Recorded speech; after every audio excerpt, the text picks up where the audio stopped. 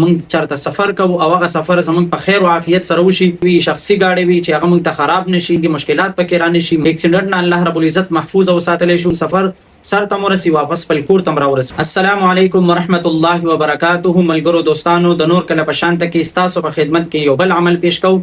عمل داسې دی که تاسو غواړئ چې یاره مونږ چرته سفر کوو او هغه سفر زمونږ په خیر او عافیت سره وشي، که ځان لا انفرادي گاډي وي، شخصي گاډي وي چې هغه مونږ ته خراب نشي او دارنګه مشکلات پکې را نشي، مونږ ته مشکلات را نشي، اکسیډنټ نه الله رب العزت محفوظ او ساتلی شو، په خیر او عافیت سره د ډیرو خیرونو د لاسه زموږ سفر سر ته ورسي واپس خپل کور ته راورسو.